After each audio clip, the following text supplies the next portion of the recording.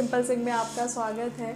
जैसे कि मैंने आपको अपने इससे पहले वाले वीडियो में बताया था कि मैं समर टिप्स आपके लिए लेकर आऊँगी, जिसे मैं 2 पार्ट्स में डिवाइड करूँगी। पहला पार्ट जो है वो मैं पहले अपलोड कर चुकी हूँ और बहुत सारे लोगों ने उसे देख भी लिया है। सेकेंड पार्ट ये आपके घरेलू टिप्स के लिए है। जो लोग बाहर की चीज़ें यूज़ करना पसंद नहीं करते हैं या उन्हें लगता है कि नहीं ये अच्छा नहीं है, पता नहीं मेरी स्किन पे फ़ायदा करेगा कि नहीं, तो इन सब सारी चीज़ों से, सारी कन्फ्यूज़न से बचने के लिए मैंने कुछ आपके लिए घरेलू टिप्स भी बनाए हैं। वो घरेलू टिप्स वो खुद मैं पहले यूज़ करती हूँ, उसके बाद ही मैं आपको बता रही हूँ। ऐसा मत समझिएगा कि मैं बस फेंक रही हूँ।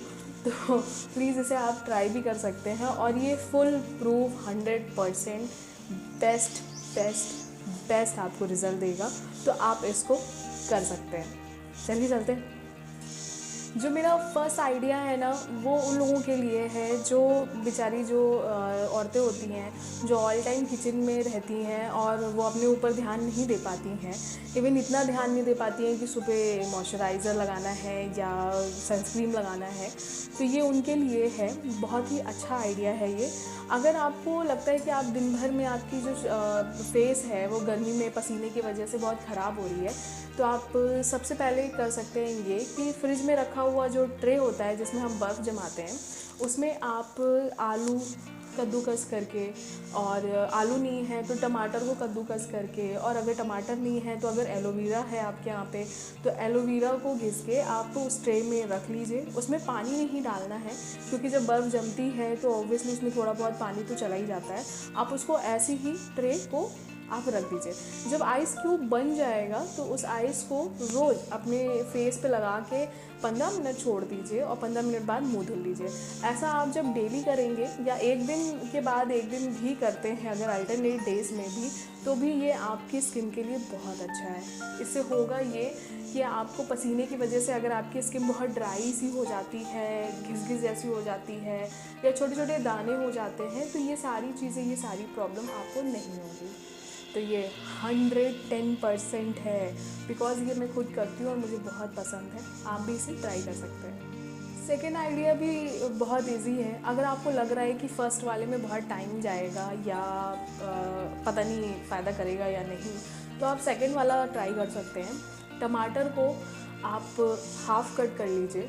उसके बाद चावल का जो आटा होता है उस आटे को आप किसी प्लेट में रख लीजिए और टमाटर को उस प्लेट के ऊपर ऐसा आप लगाइए कि चावल का आटा उस टमाटर पे लग जाए, और फिर अपने फेस पे आप उसको रगड़ लीजिए, बहुत अच्छे से रगड़ लीजिए।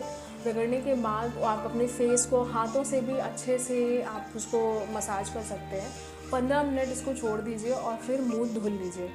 अगर आपने मॉइस्चराइज़र नहीं लगाया है या आप नहीं लगाते हैं या आप कोई सनस्क्रीन यूज़ नहीं करते हैं, तो ये बहुत ही इजी सा और बहुत ही अच्छा आपके लिए है। आप इसको ट्राई कर सकते हैं, आपको कुछ लगाने की ज़रूरत नहीं पड़ेगी। नेक्स्ट जो स्टेप है वो उन लेडीज़ के लिए है जिन्हें सन बर्न बहुत जल्दी हो जाता है।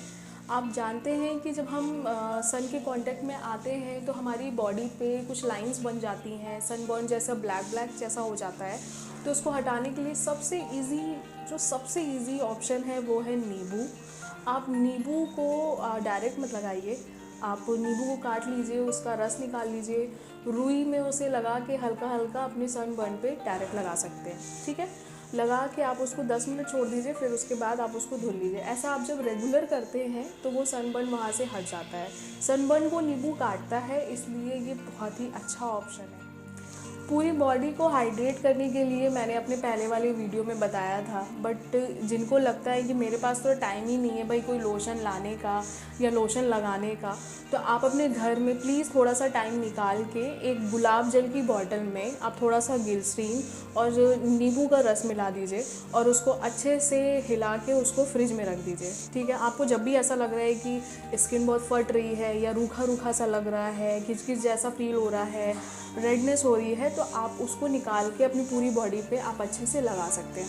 वो एक बॉडी लोशन का काम करेगा। और अगर कोई सनबर्न हो गया है, कोई छोटे दाने हो गए हैं आपको, अगर कोई रेडनेस वगैरह है, तो वो सारी चीज़ें वो ऑब्ज़र्व कर लेगा और उससे आपको बहुत ही अच्छा फील होगा। तो ये इजी है, बहुत ही घरेलू नुस्खा है, आप इसको ईज़िली कर सकते हैं। गर्मियों को आपके अपने बालों को गर्मी से बचाने के लिए, धूप से बचाने के लिए हेयर मास्क का यूज़ करना चाहिए। बट अगर आपको लगता है कि आप बाहर जाके कोई हेयर मास्क नहीं खरीद सकते या हमें ये ट्रस्ट नहीं है कि ये हेयर मास्क मेरे लिए अच्छा है, तो सबसे अच्छा जो घरेलू नुस्खा है वो ये है कि आप चाहें तो एलोवेरा को अपने बालों पे लगा सकते हैं। एलोवेरा अगर लगाना नहीं चाहते हैं तो आप दही को लगा सकते हैं। दही को लगा के अच्छे से स्कैल्प पे मसाज करके उसे बन बना के आप उसको छोड़ दीजिए, और फिर जब आधा घंटा हो जाए, जब वो अच्छे से लग जाए, सूख जाए, तो आप उसको शैम्पू से धो लीजिए। तो ये भी बहुत इजी है हेयर मास्क के लिए। इसके अलावा जो मैं खुद यूज़ करती हूँ, मैं इन सबको भी यूज़ करती हूँ। अब अगर मेरे पास बहुत सारा टाइम होता है तो जो गुड़हल के फूल होते हैं, उन गुड़हल के फूलों को मैं पानी में रख कर उसे उबाल देती हूँ। फिर जो बचे हुए गुड़हल होते हैं उन्हें पीस लेती हूँ। पानी और गुड़हल को दोनों को मिक्स करके उसमें मैं कोकोनट का ऑयल डालती हूँ।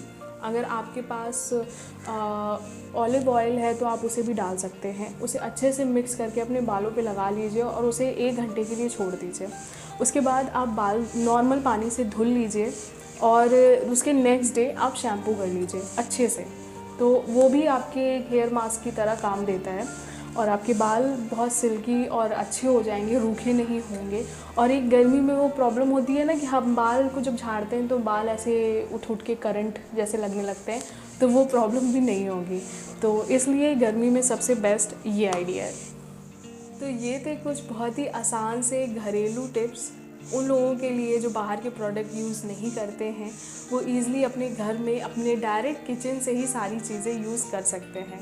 तो मुझे कमेंट बॉक्स में बताइएगा कि आपको सारी चीज़ें कैसी लगी, आपने उसे यूज़ किया या नहीं किया। अगर आपको ये वीडियो अच्छा लगा हो तो उसे लाइक, शेयर, सब्सक्राइब ज़रूर करिएगा। और मेरी तरफ से बाय बाय, टेक केयर, सब अपना ध्यान रखिएगा।